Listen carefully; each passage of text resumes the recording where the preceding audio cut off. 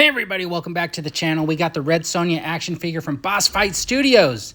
This is how it came out of the package in this gear right here. It's got a butterfly joint for the shoulder. It's got that upper body movement and pivot. It's got a lower torso waist kind of pivot movement. It's got that hip joint. It's got the double jointed knee. Looks like it's pinless. It's got the foot that moves around. That's pretty cool that they didn't have a cuff on the front of that boot, so you can get full articulation out of that foot and a lot of movement. That is fantastic. It's got the double jointed elbows, which are pinless. And of course, right in front of the gauntlet there, you got the little wrist action, which moves too. Now check out the head and neck joint. It has a lot of emotion. It's got a lot of tilt to it. I did have one issue though, because you can see that peg right up there. That really bugs me. That little peg line thing is really, really long and it doesn't seat that well into the head. I thought it was the head at first, but when you put on any one of the heads, you get the same type of thing where the neck is long and then you see that peg. And then there's no lower neck joint, so the head is always in that kind of forward tilt. I'm sure that was to accommodate the head sculpt, so or the hair sculpt. So that's probably why the neck is canted forward and stuff like that. Now, all of this chainmail armor and stuff like that is just an outfit. And if you were to remove it, you would have basically a blank body.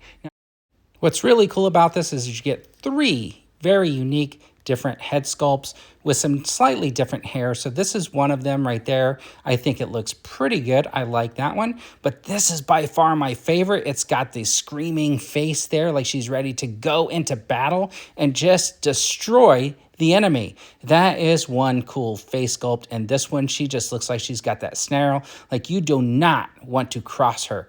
That is for sure. Now, it's a pretty decent figure overall, and I know the outfit is chainmail, and it was always meant to be a little bit on the lesser side, but it doesn't really, like some of it doesn't really stay in place that well, and I wish that it was just a little bit like more snug around the waist so it would stay in place. But anyways, if you wanted to change the shoulder blade piece, you just pop out that peg and you pull that piece off, and if you see the other shoulder blade piece, it has a peg, so you know that it only goes on basically in one direction.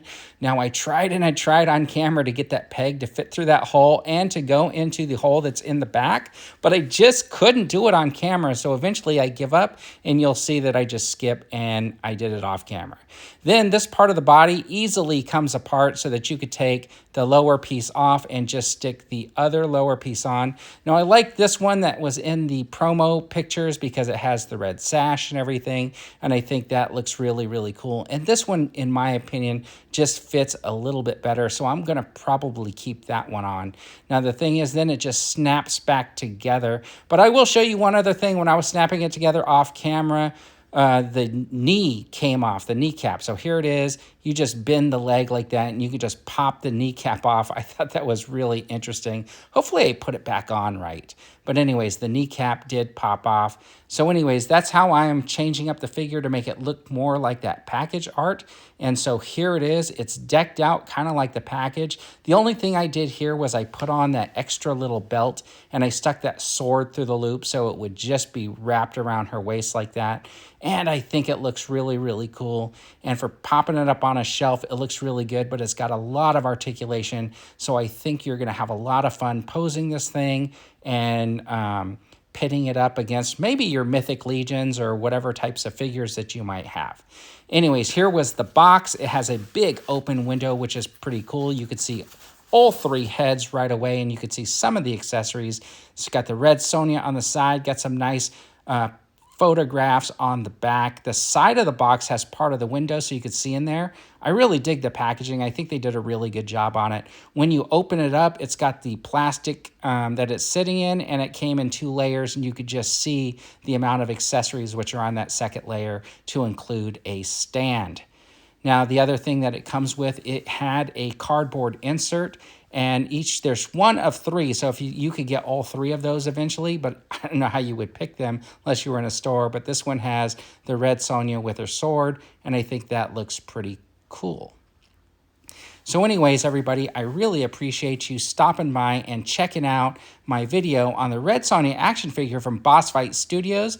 I did take a couple of pictures with a Mythic Legions action figure, and I thought it was pretty cool. This guy's arm keeps falling off, so I just took advantage of it and let her cut it off. And then I did this quick stop motion.